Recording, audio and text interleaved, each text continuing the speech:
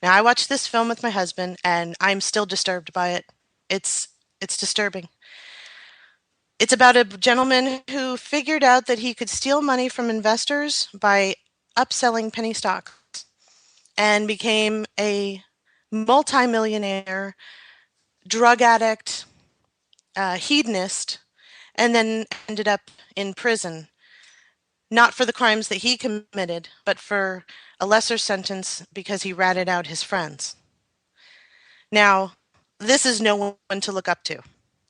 But there was one point in the movie that, man, it really hit me hard.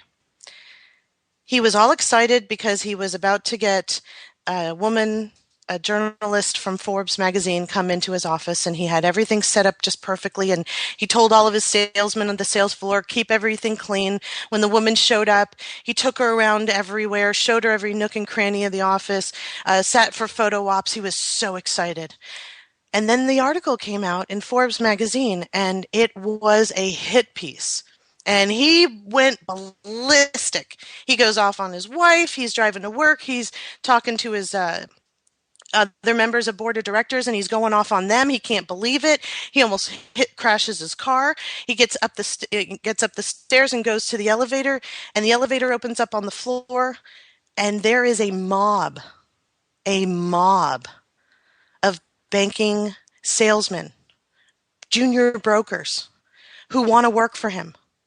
They saw the article, and he now has a mob of men who are willing to do whatever he wants because they believe that he is the one in the group that has succeeded the most. And again, I'm bringing you back to your base needs, your base emotions. We all have this innate need to survive. And as social creatures, we look to the most successful in our group as the answer. And I'll give you an example of this. Yesterday I was watching some television with my son. I decided to put a movie, Caveman, with Ringo Starr and Shelley Long. It's an old film from when I was a kid. And these cavemen see this lizard. It's like a claymation giant lizard, and he's going to eat the cavemen. Some of them climb trees. Some of them hide behind rocks. Some of them push the other guys who are in the tree out, and then they have to go find another tree, and everyone's scrambling. And then the lizard grabs a hold of this one guy's leg and drags him over and picks him up and takes him off. And they all come down out of the tree and from behind the rocks, and they realize their friend is gone. And they look at each other and make sure each other's okay, and then they turn around and start walking away. This is indicative of that base need to survive. Whatever that guy who became lunch for the lizard did, it didn't work because he's lunch for the lizard. What they did to survive and not be lunch for the lizard worked, so they're going to replicate that. And the leader of their group, the big guy who pushed everybody out of the tree and got to the top, they're going to mimic everything that he does because he is big and strong. And he has the most beautiful woman waiting for him back at the cave. So whatever he's doing, it must be right because he's got all the good, all the spoils, all the best. And they want whatever he's got. And they're willing to be his entourage. They're willing to be his fans. They're willing to just support him from afar. However close they can get to him, they're willing to take it because it means more women, more food. It's funny because it occurs to me that we're still those cavemen. It's just the caves have like 7 rooms, electricity, underfloor heating, and whatnot. And the women aren't wearing animal skins. Well, in some cases they are. But and actually in most cases they're kind of not wearing hardly anything at all in terms of like when they're walking around in public. I don't know. In fact, what happened, right, is I think people forgot what their base principles are. They don't even know who they are as an animal, okay, as a human animal. They don't understand their animal instincts, and as a result of them not knowing what their animal instincts are, and having other people who are powerful and wealthy and engaging in scumbaggery know what those animal instincts are, they manipulate them, right, just to make sure that they can control you. Not entirely dissimilar from how a caveman would club you over the head and drag you into a cave and rape you. You know, that's kind of it. They're raping us in our minds. They're skull fracking us. Yes, absolutely, because it's the path of least resistance. If they give you what you want, you will do whatever they say. If they tell you that if you join our group, you can fight for your freedom, then you will do whatever the group says because you know that whatever that is, that's going to help you get your freedom. No matter how ridiculous, no matter how it goes against what you know to be right or wrong, you will join the group because you want to survive. You don't want to be the caveman who got eaten for lunch by the lizard. You want to be as close as you can next to that big guy so you know that you're able to survive. And the other thing you're going to do is you're going to mimic everything that guy does. You're going to copy his hair, the way he dresses, the way he speaks. You're going to read the books that he reads. You're going to go to the websites he goes to, watch the movies. You're going to do everything. You're going to buy all the gossip columns, all those tabloid journalists that are writing these articles that are really just propaganda hit pieces, but who cares? It's sensational. We love sensation. It speaks to a base need. Everyone wants to be famous. That's why we have reality television. It saves them a lot of money, I'll have to say, because they don't have to pay the actors and they don't have to rent the studios. I was on Clint Richardson's show, actually, the Corporation Nation, and he was working behind the scenes on those things, and he got a hold of the 24-hour cameras that they've got. They go to hotels, okay, like the shooting ends for the day, and they just go to their freaking hotel rooms, you know, with the minibars and all of that kind of stuff. It's a total fraud. It's absolute fraud. But everyone who posted those pictures of the guy from Duck Dynasty, you fell for it. It's not just that they were passing through the 2013 2014, fiscal year for the NDAA while you were all, oh my God, Duck Dynasty. But that whole thing was marketing because their ratings were falling. And these people, they were millionaires before they got on the show. They grew some beards. They're playing a part. They don't actually enjoy that. It's disgusting. But they do it because who cares? So you got to stand in some mud and you got to do some gross things. Who cares? You're making millions of dollars. They know that people want the American dream.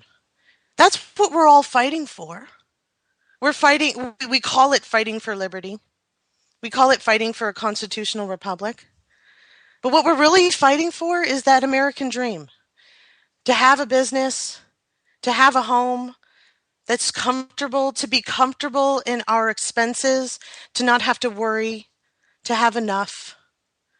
We're not fighting for a constitutional republic because we don't know what that is.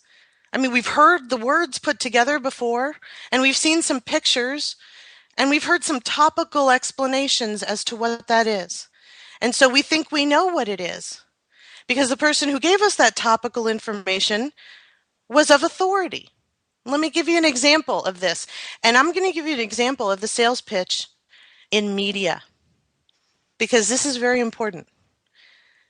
These people who are celebrities in media, they're salesmen. They're pitching you a product.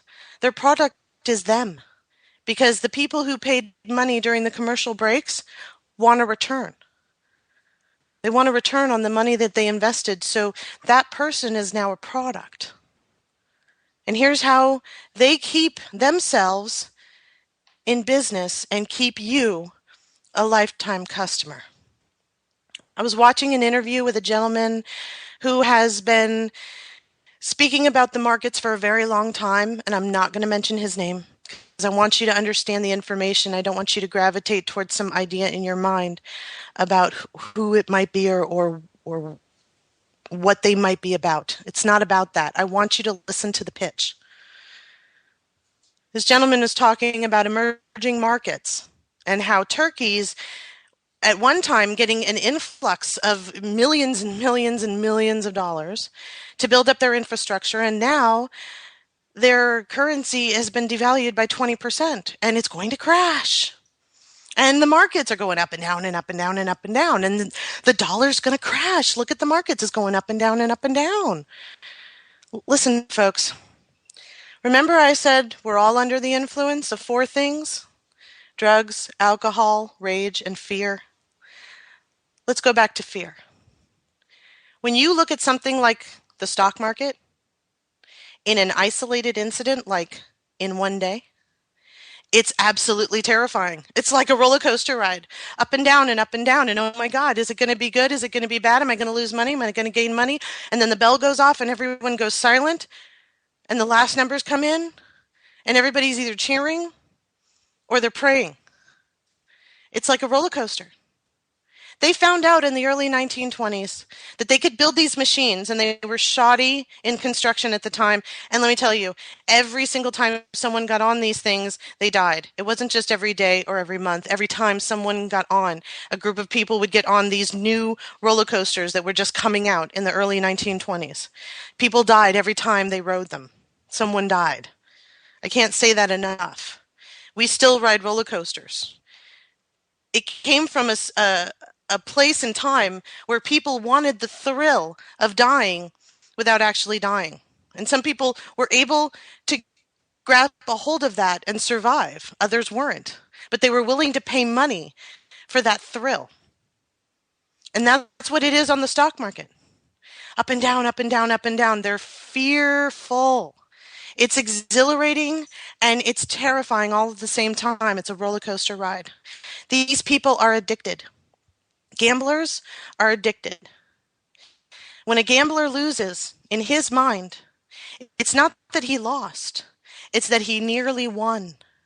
And if he tries again, he might nearly win again. And if he tries again, he might nearly win again. And do I have to keep repeating myself? So the stock market, when you look at it from an isolated incident from one day, it looks terrifying. And the design in the media to show you these isolated incidents one day at a time is the design of the marketing, to keep people involved. Because the big guys who have the money, the really big guys, like the guys who invested in the emerging markets and gave Turkey its ability to build up its infrastructure, the same guys who have now pulled out. Do you know why they pull out?